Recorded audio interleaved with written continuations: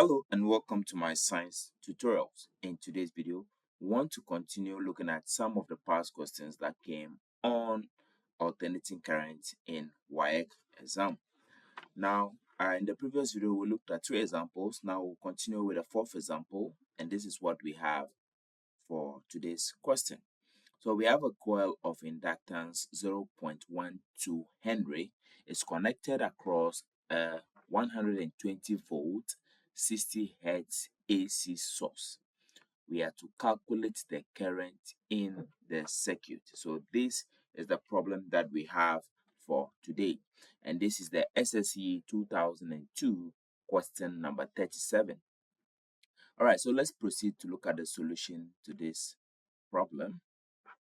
As always, I will write all the parameters that I have. So I have an inductor of inductance 0.12 Henry. I have a voltage supply of 120 volts. Then I have a frequency of 60 hertz from the question. And then the question is demanding that I find the current in the circuit. So I don't know the current. Now, because this circuit only has an inductor in it, this is an inductive circuit. And using Ohm's law, which is V is equal to IR, in this particular case, the resistance offered by the inductor in this AC circuit is what we call the inductive reactance. So from this formula, we will get voltage is equal to IXL. The XL over here is the same as the resistance, but it's not for the resistor, it's for the inductor. So this is from Ohm's law. This is from Ohm's law.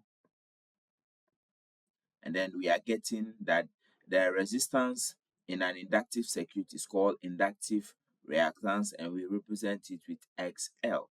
Now, to calculate the value for this XL or this inductive reactance, the formula is equal to 2 pi FL. Are we okay? So to find our current, we first of all need to find the inductive reactance, and then we substitute the value of voltage, and then we can calculate our current. So from here, my inductive reactance will be equal to 2 pi. The frequency over here is 60 hertz, so I write my 60 multiplied by the inductance, which is 0.12. So if I compute all this into my calculator, 20 pi multiplied by 60 multiplied by 0.12 will give me 45.238 ohms.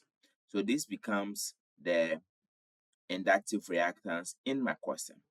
Now that we have the value of XL, from this expression, voltage is equal to current multiplied by inductive reactance. If we make our current the subject, we will have voltage over inductive reactance. And so therefore, to now find our current, we substitute the values here. So voltage in this case is 120 volts as given to us by the question. And then the inductive reactance that we found ourselves is 45.238. So I have here 45.238. All right. So you can just ignore the voltage over here. It's not really needed. So let me just erase it, just so that it doesn't confuse anyone. Okay, so from here, we just need to compute this on our calculator. So 120 divided by 45.238, this will give me a current of 2.65 amperes. Okay, so therefore, the value of the current in this particular circuit is 2.65 amperes. All right, let's proceed to look at the next question that we have. So we have a coil of resistance 30 ohms and inductance of 0.12 Henry is connected across a 60 circle AC source. We have to calculate the impedance of the circuit. Now this is the SSE 2003 question number 32. All right, so let's proceed to look at the solution to this particular problem. So rather our solution, So we're told that equal with resistance. So we have here resistance is equal to 30 ohms. And then we'll be given inductance to be 0.12 Henry. And this is connected across a 60 cycle AC source, which means the frequency is equal to 60. Are we okay? So we have to calculate the impedance of this particular circuit. Now, to calculate the impedance in an AC circuit is the overall opposition to the flow of current that the components of the AC circuit are offering to that particular circuit. In this case, we have resistor and inductor. We have two separate uh, electrical components that are offering some form of resistance. And so that collective resistance is what we are calling the impedance. Now, to calculate the impedance for an AC circuit having a resistor and an inductor, the impedance Z is equal to the root of the resistance square plus the inductive resistance square. Are we okay? This is the formula that we'll be needing to use to find the value of our impedance. Now, already we have resistance given to us as 30 ohms. We have the inductance given to us as 0.12, but we don't have the inductive reactance, which is XL. So the first thing we need to find over here is the value of XL, inductive reactance, and this will be equal to 2 pi FL, as we've seen in the previous example. So this will become 2 pi. The frequency here is 60 multiplied by the inductance of the inductor, which is 0.12. And if I multiply everything, 2 pi multiplied by 60 multiplied by 0.12 will give me 45.24 ohms as my answer. So therefore, from here, I can proceed to now calculate the impedance of this particular circuit, and that will be equal to resistance squared plus inductive reactance squared, and that will be equal to the root of our resistance is 30, so we have 30 squared plus our inductive reactance that we found is 45.24 squared. Okay, so as always, I will just compute everything over here into my calculator. So if I do that, the root of 30 squared plus 45.24 squared will give me 54.3 ohms as my answer. So the impedance for this particular circuit is 54.3 ohms. Now, the important thing to take over here is that if you have an AC circuit that has a resistor and an inductor, and you are asked to find the impedance, this is the formula that you use. And also don't forget that the inductive reactance of an AC circuit is calculated by this formula. So once you know these two formula, you can solve your problem easily. All right, let's proceed to look at another example.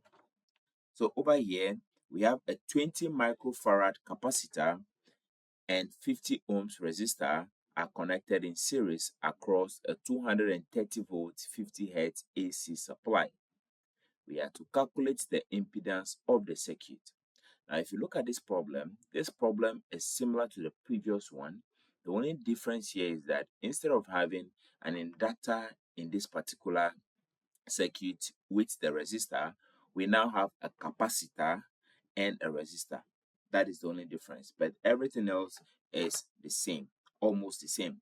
All right, so let's proceed to look at how we solve the problem, this particular problem, where we have an AC circuit having a resistor and a capacitor. So the capacitance of the capacitor is given to us as 20 microfarad, which is equal to 20 times 10 raised to the power minus 6 farad. Then we have our resistance is given to us as 50 ohms. And then we've been given the voltage to be 230 volts. And then the frequency to be 50 hertz supply. Okay, so to find the impedance of this particular circuit, the impedance Z is equal to the root of the resistance squared plus capacitive reactance. Okay, so the previous one, because it was an inductor, I said we have inductive reactance. This one we have capacitive reactance. Are we okay? Now, this is the formula that we'll be using to find the impedance, but we don't know XC, okay, or the capacitive reactance. So to find the capacitive reactance, we use the formula 1 over 2 pi fc. That is the formula that we use. So if I use this formula and I substitute the values in here, you can see that I will have 1 over 2 pi multiplied by the frequency, which has been given to me as 50, and then multiplied by the capacitance of the capacitor, which will be 20, multiplied by 10 raised to the power negative 6. Okay, so from here, if I compute everything here into my calculator, 1, in fact, let me erase this one and rewrite it in the center. Okay, so 1 over 2 pi multiplied by 50 multiplied by 20 times 10 raised to the power minus 6. This will give me 159.2 ohms. Okay, so that becomes my capacitive reactance. So now that I have my capacitive reactance over here, all I need to do is to substitute it into the impedance formula, and then I will get my value for the impedance. So over here we have the root of the reactance over here, the resistor, the reactance of the resistor, okay, is 50 ohms. So we have 50 squared plus the capacitive reactance, which we just found was 159.2. Then we square this.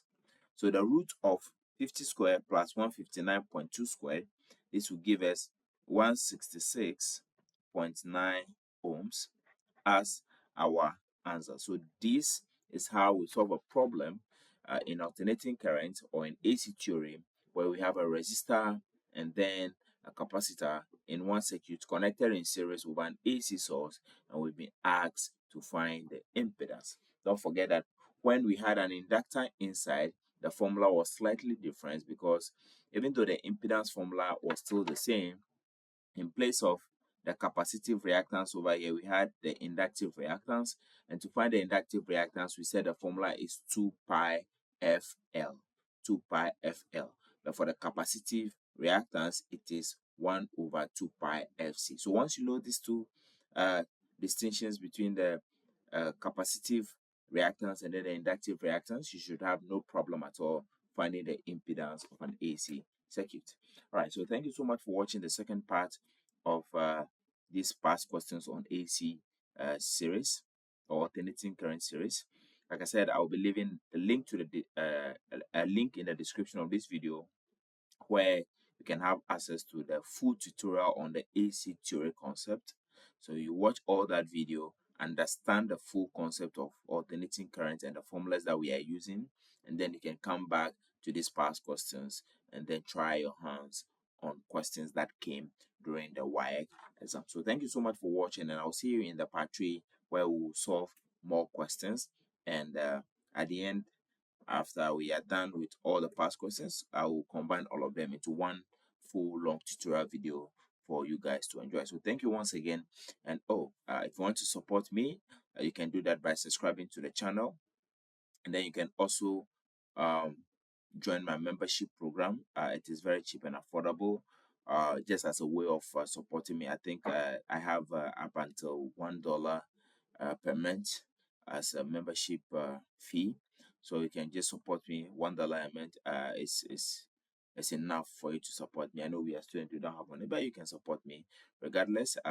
Thank you so much for watching. And if you want an educational merchandise, I'll be leaving most of them in the description, or you'll be seeing some of them as you watch the video. So some uniforms will be coming, some hoodies, some t-shirts.